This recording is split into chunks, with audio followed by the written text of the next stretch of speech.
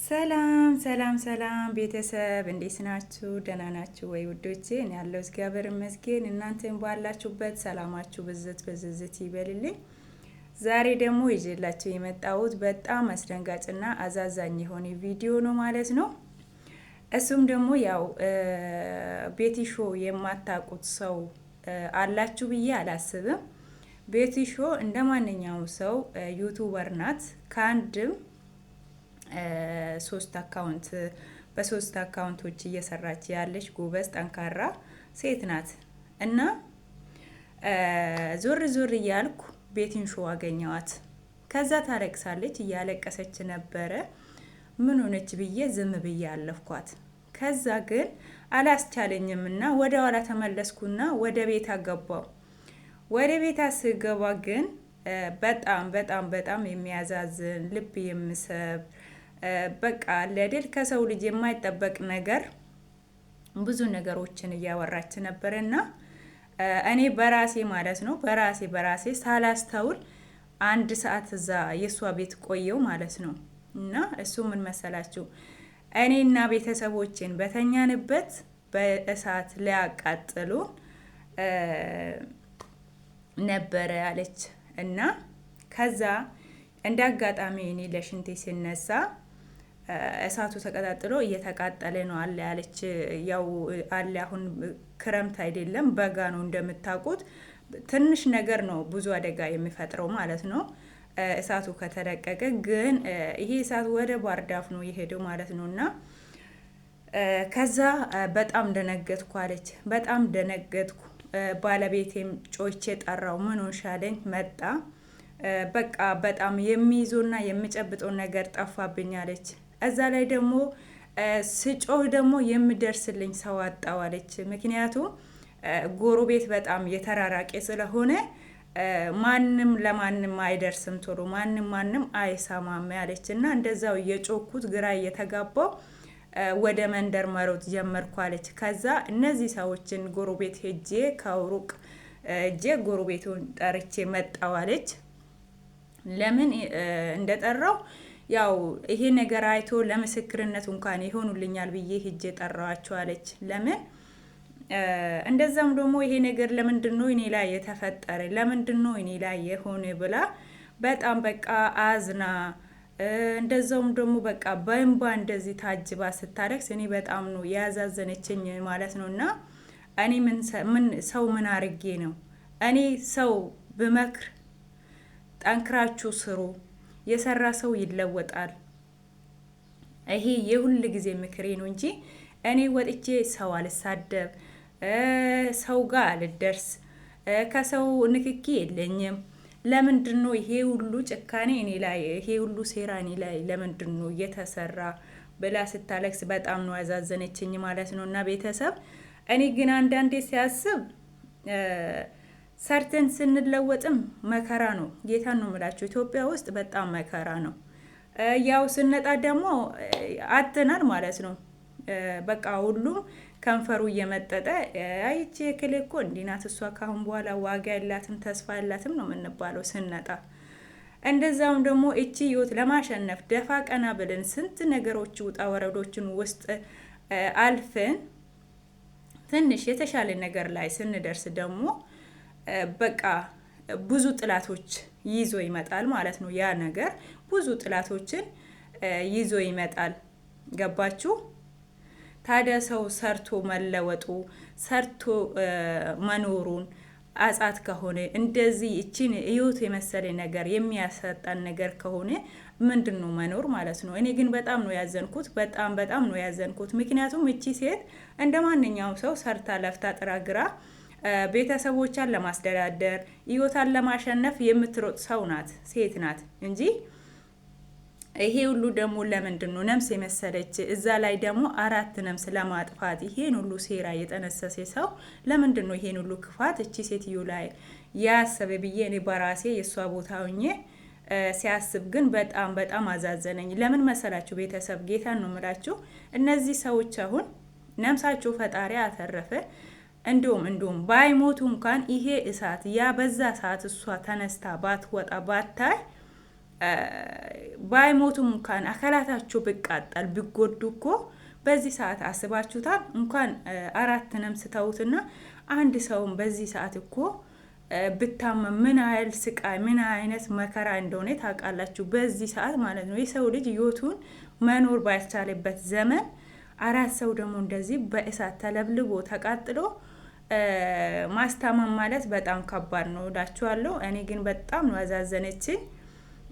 እኛ ሰው ግን በቃ ሰዎች ስንባል የሰው ልጅ ሰርቶ ሲለወጥ በቃ እንዴት ነው ያ ሰው ከየት አምጥቶ ነው ምን ሰርቶ ነው የተለወጠ? እንዴት ነው የተለወጠ? እንዴት ነው ይሄን ሰው በቃ ማስወድቀው? እንዴት ነው ይሄ ሰው በቃ ስብርብር አድርጌ የሚያስቀምጠው? እንዴት ነው ይሄ ሰው ያለ ነገር እንደማጣ ማረጉ ብለን የቤት ስራችን አርግተን በቃ የራሳችን ህይወት መኖር ትተን የሰው ነገር እያሰብን የምናደር የምንውል ሰዎች ብዙዎች ነን እና ለምን ሰው ሲያገኝ ለፍቶ ጥሮ ሲያገኝ ሰው ለምንድን ነው እኛ የሚያመን? ለምንድን ነው እኛ በቃ እንደዚህ የምንጨካከን? ለምንድን ነው ክፋት፣ ጭካኔ በቃ እንዲሁ መጥፎ ነገሮች ለምንድን ነው ውስጣችን የሚያድረው ብዬ አስባለሁ።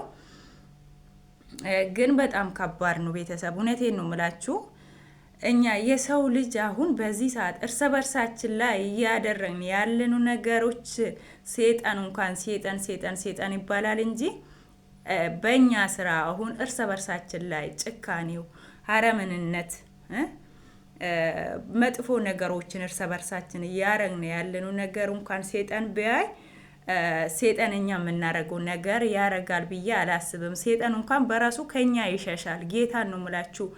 ጭካኔያችን በቃ ቀን ወደ ቀን እየጨመረ ነው የሚሄደው። ክፋታችን፣ መጨካከናችን አንዱን ለመጣል እንጂ እከሌ እንኳን እንደዚህ ለፍቶ ጥሮ እዚህ ቦታ ደረሰ የሚል ሰው የሚደሰት አንዱ ለአንዱ የሚደሰት እውነት በጥሩና በንጹህ ልብ ሰው አይደሰትም ለሰው ማለት ነውና በጣም ከባድ ነው። ግን እቺ ምስኪን እንኳን እሷን ቤተሰቦቿም እንኳን ፈጣሪ ያወጣት እንዴት ከሰው ጋር መኖርም በጣም ከባድ ነው። እሷ እንዳለችው ያው ጥላት ከሩቅ አይመጣም። ቤተሰብ ጥላት ከሩቅ አይመጣም። አብረን የምንበላ አብረን የምንጠጣ ውስጣችን ደስታችንም አዘናችንም ያለንም የሌለንም ነገሮች የምንነግራቸው የምናጋራቸው የምናካፍላቸው ሰዎች ናቸው ከኋላ ተመልሰው እንደዚህ እኛ ለማጥፋት የሚሮጡ ማለት ነው። ገባችሁ? በዚህ ሰዓት እኮ የልብ ጓደኛ የሚባል በቃ አለ አይደለ? አላቅም ግን እና ግን እቺ ሴትዮ እንደዛ በቃ በፍርሃት በድንጋጤ በቃ በብዙ ነገር እንደዛ ስብርብር ብላ ስታለቅስ ስታነባኒ በጣም ውስጤ በቃ በጣም ነው የተሰበረ ማለት ነው። እና እኔ ምን አርጌ ነው እኔ በራሴ ለፍቼ እዮስ ለማሸነፍ የሚሮጥ ሴት ነኝ። ልጆችን ቤተሰብን ለማስተዳደር የሚሮጥ ሰው ነኝ። እኔ ሰው ላይ አይደርስም። ምን አርጌ ነው በዚህ ደረጃ እኔና ልጆችን ለማጥፋት ያሰቡት ብላ ስታለቅስ ግን እናንተ ብትሆኑስ እሷ ቦታ ሆናችሁ ብታስቡስ እንዴት ያማል? እውነት እንዴት ያማል? እንዴት ያስደነግጣል? እንዴት ያስፈራል? ይሄ እንኳን ፈጣሪ እንደምንም አድርጎ እሱ የማይተኛ ፈጣሪ አምላካችን እንደዚህ ከዚህ ጉዳ ወጣን። ከዚህ በኋላስ ምንድነው የሚሆነው? ምንድነው የሚፈጠረው ብዬ ያሰብኩ ነው አለች። ከተማ ለመኖር እኔ ለልጆቼ ነጻነት ብዬ ነው እዚህ ቦታ የኖርኩት ለመኖር ያሰብኩት። ግን እንደዛም ሆኖ እዚህም ይሄው እንደዚህ ነገር እየደረሰብኝ ነው። እንደዛም ደግሞ ከተማ ለመኖር እኔ ከተማ የምኖርበት አቅምም የለኝም ብላ ትናገራለች። አስባችሁታል? ሰው እኮ ሰርቶ መኖር አልቻለም። ደሃ መኖር አልቻለም እኮ ኢትዮጵያ ላይ ወገን። እኔ እኮ በጣም ግርም ይለኛል። ሰርተንም ስናገኝ እኮ በቃ በሀሳብ በሰቆቆን እኮ ነው የምንኖረው። ገባችሁ? ምንም በቃ አገር ሰላም ብላችሁ ሁሉም የኔ በቃ ሁሉም ለኔ ዘመድ ነው፣ ሁሉም ለኔ ጓደኛ ነው፣ ሁሉም ለኔ ፍቅር ነው፣ ሁሉም ለኔ ጥሩ ነው ብለን የምናስባችሁ ሰዎች ናቸው። መቼም ከሩቅ አይመጣም። እቺ ሴትዮ አሁን ለማጥፋት ወይስ ደግሞ ይሄን ጥቃት እሷ ላይ ለመድረስ መቼም ስንት ወንዝ ተሻግሮ የመጣ ጥላት አይደለም። እዛ ከሷ ጋር በልቶ ጠጥቶ ተጫውቶ ስቆ ምናምን ያለ ነውና በጣም ከባድ ነው። ያው ፈጣሪ አምላክ ሁላችንም እንደዚህ የምናደርገው ሰዎችም ማስተዋሉን ልቦናን እስጠን፣ ያው ወደ ራሳችን ይመልሰን ሁላችንም ለማለት ወዳለሁ። በጣም ከባድ ነው በዚህ ሰዓት እንዲሁ ማንም እንደምናምን በጣም በጣም በጣም ከባድ ነው። ከሰው ጋር ያው የሰው ልጅ እች ምድር ላይ ሲኖር አለ ሰው አይኖርም። ሰው ያስፈልገናል። ሰውንን ሰው ያስፈልገናል። አለ ሰው መኖር አይቻልም። እና ከሰው ጋርም ደግሞ እንኖራለን ስንል ብዙ ነገሮች አሉ። እና እኔ ግን በጣም ነው ያዛዘነችኝ። ጌታን ነው የምላችሁ ቤቲ በጣም በጣም በጣም ያቺ ጀግናው ጎበዝ ሰው ለሰው በቃ ምክር የምትሰጠው እንደዚህ እንደዚህ እንደዚህ ብላ ሁሌ ፊታ ላይ ሳቅና ጨዋታ ብቻ የሚያያት እንደዚህ በአንድ ስብርብር ብላ በቃ በእንባ በፍርሃት በድንጋጤ በዚህ ሁሉ ታጅባ ስታለቅስ ምናምን በጣም ነው ያዛዘነችኝ። በጣም ማለት ነው። እኔ በልጆች ድርድር አላቅም ማለች። በልጆች ያው በልጅ ማንም ሰው ድርድር አያውቅም። ግን ደግሞ እሷ ላይ የመጣ ነገር በጣም ያዛዝናል። በጣም ያኔ ይሄ የክፋት ጥግ ነው። በቃ ጌታን ነው የምላችሁ። ምን አድርጋ ነው እቺ ሴትዮ? እንደ ማንኛውም ሰው እኮ ደፋ ቀና ብላ ህይወት ለማሻነፍ ነው። እቺ ምድር ላይ ማንም ሰው እኮ ስኖር ሳይሰራ ወይስ ደግሞ ሳይለፋ የሚኖር ሰው የለም።